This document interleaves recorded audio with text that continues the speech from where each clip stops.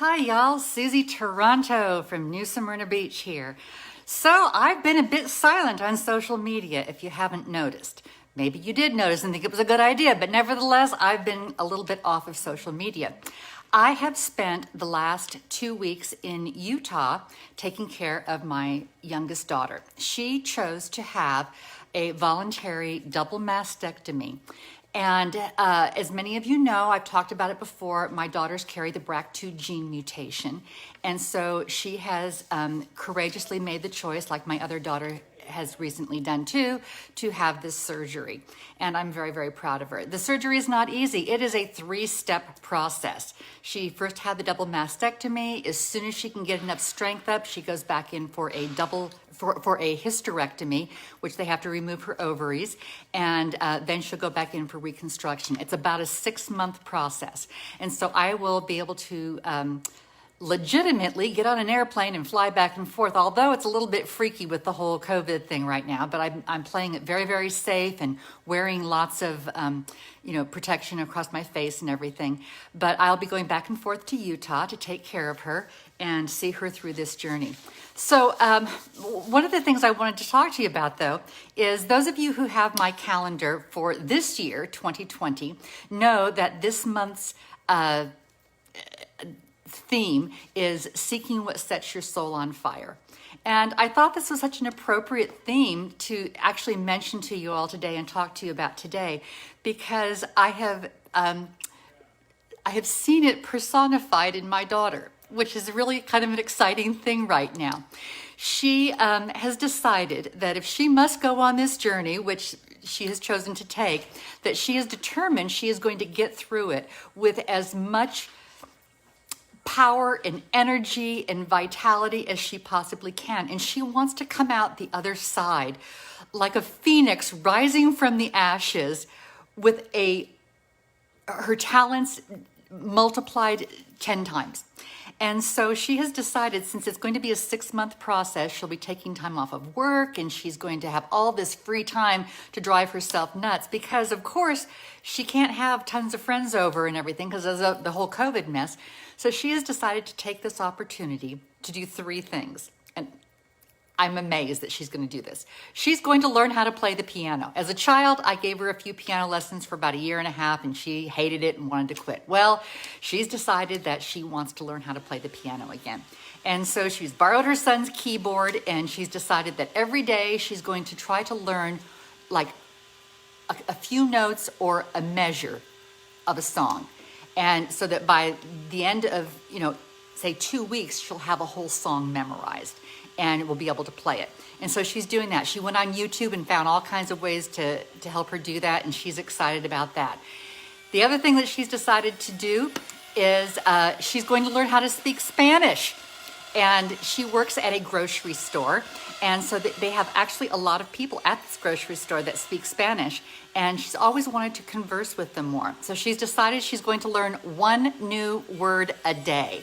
And so by the end of the 6 weeks, she's going to have 6 months, she'll have a couple of 100 words and start piecing them together, and she's very excited about that too. And if that wasn't enough, she's decided to learn how to play the ukulele as well. I've played since I was a child. Her kids know how to play. She doesn't.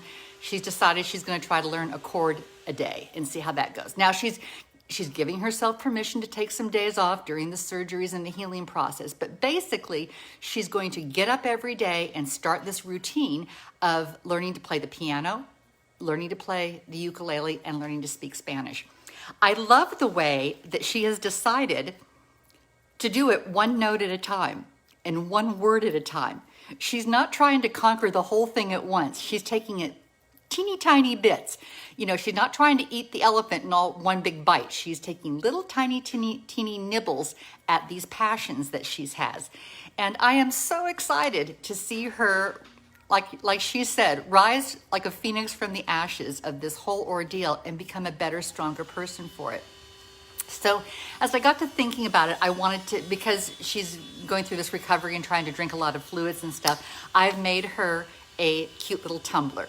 And this is the first time she's probably seeing it too on Facebook. Cindy, this little tumbler's coming your way so you can set it next to your little keyboard while you're working on your piano. So it's about setting your soul on fire with with your passions. And I think that this is more important than ever. We've kind of all taken this COVID as an excuse to kick back and do nothing. Well, for the first couple of weeks, it was actually kind of fun to, relax and not have to do anything. But as time has gone on, many people I have talked to have said that they're starting to get depressed and down about the whole thing, and they need something to literally light a fire underneath them. This is the perfect time to light that fire of passion. Seek what sets your soul on fire and attack it one little bite at a time.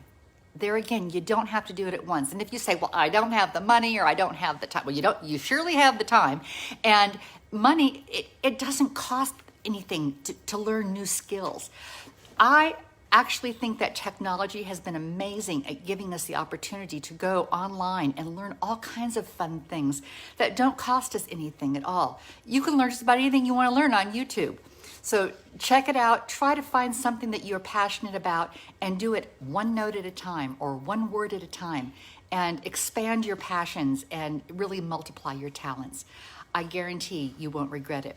Now, I think that this whole concept of embracing your passions is even more important for our young people. I see a lot of our young people, especially my college-age kids that are getting ready to start another semester of school. And so many of them are a bit down about the fact that they're going to have so many of their classes online.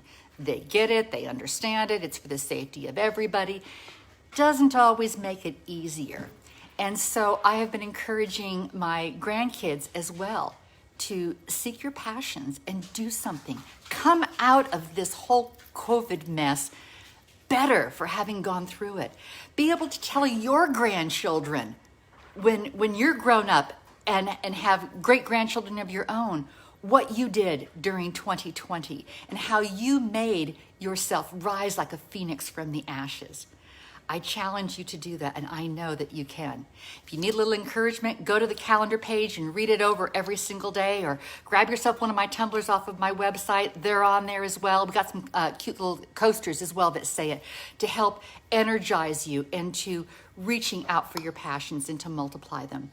Robert is waving. Robert off camera here I wish I could turn this camera around to show you because he's hilarious. He's jumping up and down, making sure that I remind you that he spent the whole last weekend putting a whole bunch of new cards online of our greeting cards, and they're limited editions. They are ones that are no longer in print, so you might want to go there and check those out. And Robert, there's something else you're trying to tell me. What else? The granddaughter calendars. We have granddaughter calendars that came in, and even though we are temporarily out. I tell y'all that when they come in, we're in limited numbers, and sometimes you don't believe me, but they're back in stock right now. And Robert, are we taking orders right now for those and fulfilling them after the fact? Can you turn it on? Okay, Robert's going to turn on granddaughters right now on the website, so that if you want to order a granddaughter calendar for your granddaughters, they will be fulfilled first come, first serve as they come into the studio. And we are expecting the box has already been shipped, so we know we're getting another box. It should be in on Friday. So go ahead and get your orders in, because when they are gone, they are gone. And we just don't know when we're going to be getting some more in. The whole thing has been kind of crazy with the shipping and printing and everything else. So if you're interested in a granddaughter calendar, grab one now and get that order on. Check out the greeting cards and the calendars, and remember, set your soul on fire with your passions. Allow them to multiply during this time. Be able to tell your great-grandchildren, this is what I did during 2020. Aloha nui and mahalo.